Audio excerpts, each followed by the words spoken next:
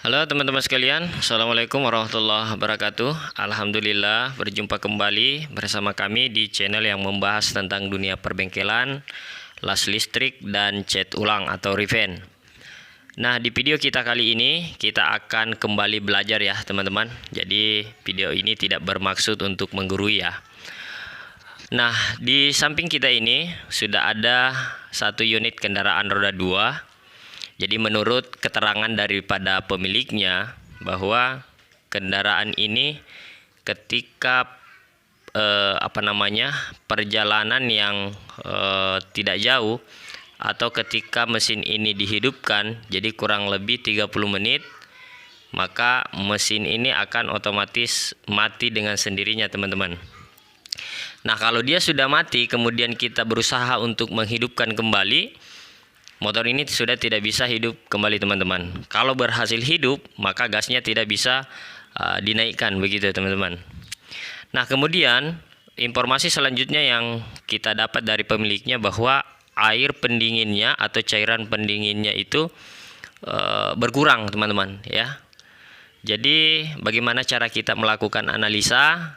Ya, kita akan menghidupkan mesinnya dulu ya teman-teman terlebih dahulu sampai kemudian muncul penyakitnya ya, karena menurut keterangan dari pemiliknya juga bahwa unit ini atau motor ini sudah berkali-kali dibawa ke bengkel, namun pihak bengkel tidak menemukan penyakitnya. Kenapa? Karena pada saat sampai di bengkel ya penyakitnya hilang teman-teman. Jadi rekan-rekan mekanik atau karyawan-karyawan bengkel itu agak susah untuk mendeteksi kerusakan yang terjadi pada unit ini. Nah, bagaimana cara kita melakukan analisanya? Langsung saja kita eksekusi. Simak terus videonya sampai selesai, dan bagi teman-teman yang belum subscribe atau yang baru bergabung, silahkan di subscribe dulu.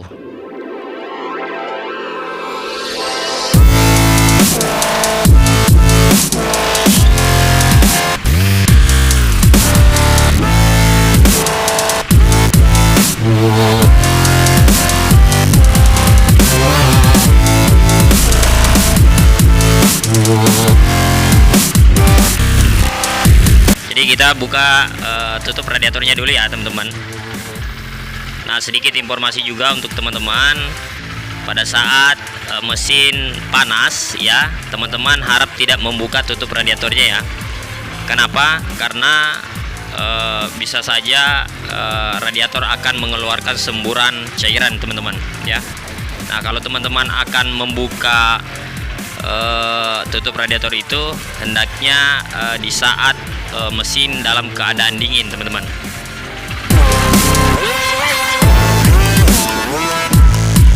Ya, jadi analisa pertama kita akan tarik gasnya ya teman-teman. Nah, pada saat kita menarik gasnya kemudian semburan cairan cairan ini bersembur keluar, maka ada kemungkinan packing kopnya yang bermasalah teman-teman ya. Kita coba naikkan gasnya.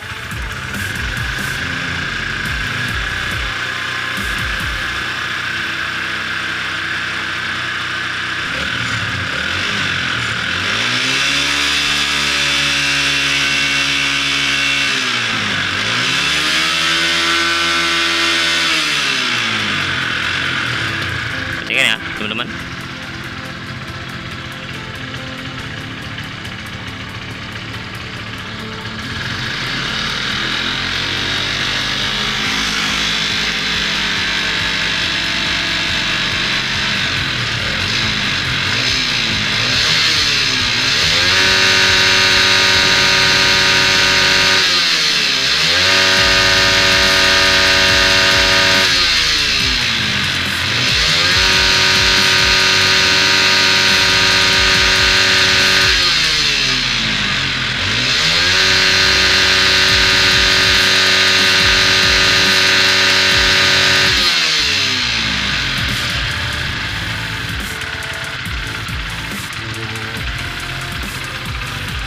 Nah, teman-teman bisa perhatikan ya, warna cairannya itu berubah menjadi keruh ya. Yang tadinya warna hijau ini berubah menjadi keruh ya teman-teman.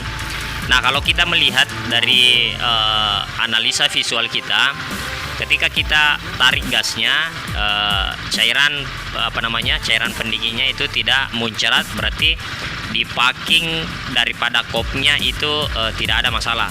Nah, kita akan berpindah analisa pada termostatnya ya teman-teman. Ada kemungkinan termostatnya yang tidak main.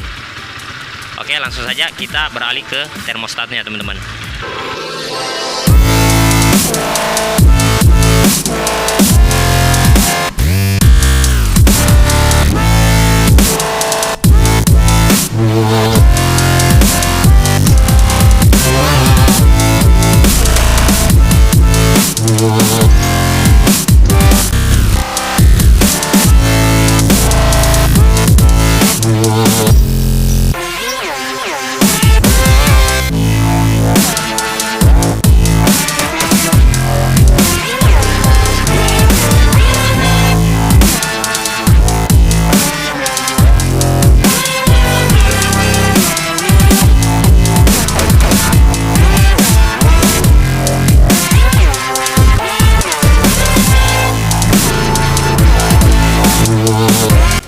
Jadi ini dia termostatnya ya teman-teman.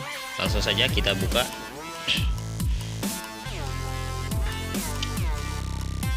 Ini bautnya tadi sudah kita longgarkan sedikit ya teman-teman.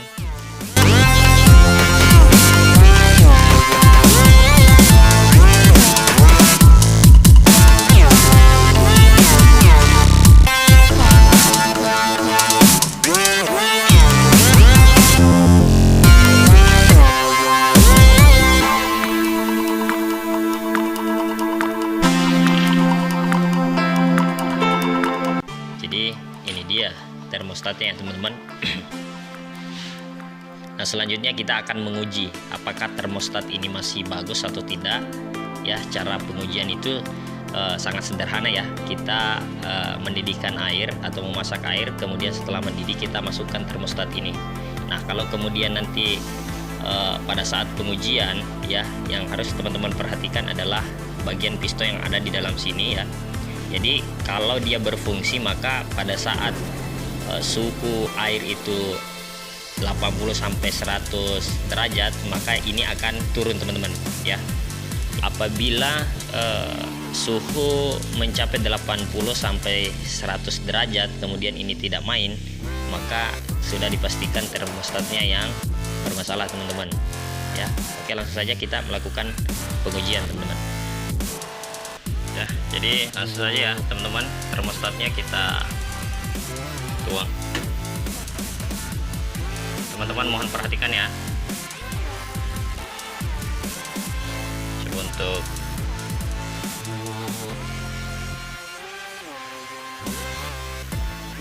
perhatikan teman-teman yang ini ya.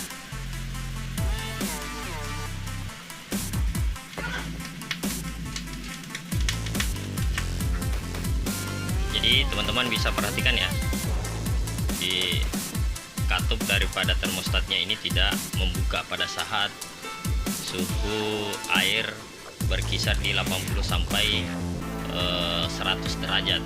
Nah, jadi kita bisa pastikan bahwa yang bermasalah itu adalah termostatnya teman-teman.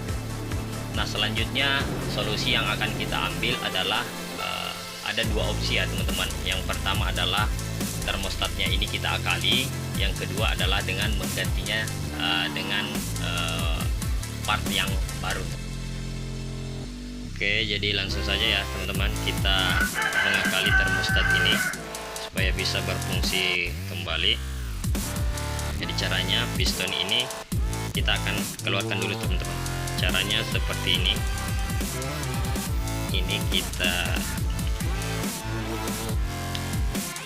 miringkan seperti ini. Miring seperti ini ya.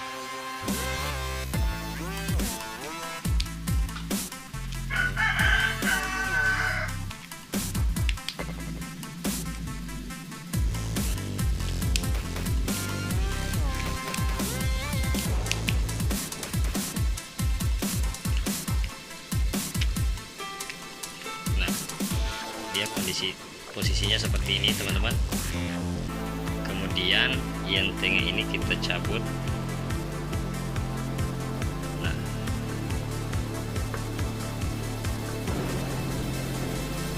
sini kan ada kayak semacam coakan ya teman-teman. Nah biasanya kan di sini ada karet teman-teman ya, tapi karena karetnya mungkin sudah aus ya, sehingga kita mengakalinya dengan solatip atau solasi pipa ya. Caranya sangat mudah, kita tinggal ngisi ini bagian coakannya ya.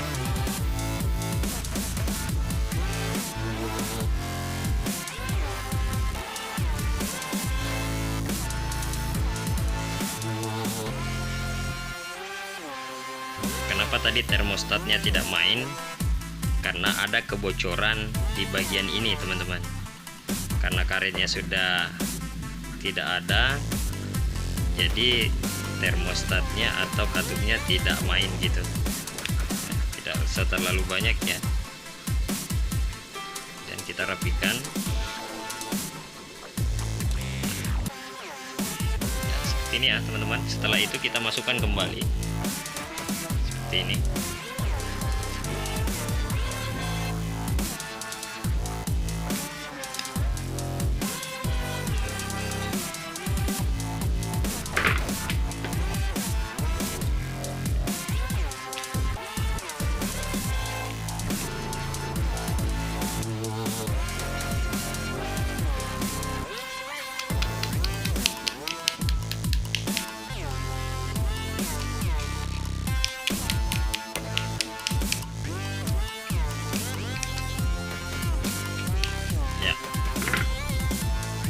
ya teman-teman.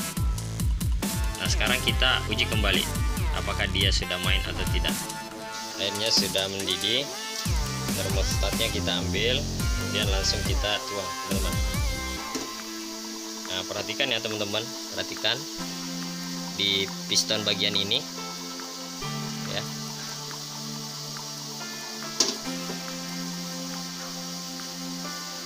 Nah itu dia mulai membuka ya teman-teman, dia mulai membuka. Jadi suhu pada air ini sekitar 90 sampai 100 derajat. Nah jadi termostatnya sudah mulai membuka ya. Nah itu sudah mulai membuka, dan untuk melihat lebih jelas kompornya saya matikan dulu ya teman-teman. Nah coba perhatikan ya, dia membuka ya teman-teman. Nah itu dia. Nah apa yang terjadi ketika termostat ini kita pindahkan pada air yang suhunya lebih dingin teman-teman. Perhatikan termostatnya, perhatikan pistonnya teman-teman, dia akan dia akan menutup secara perlahan.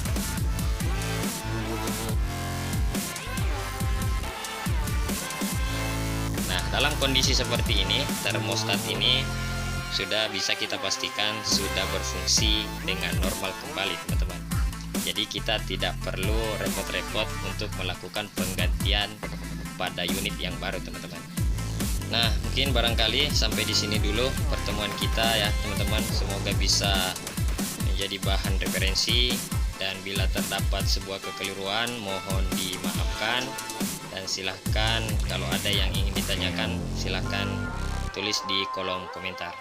Sekian, wassalamualaikum warahmatullahi wabarakatuh.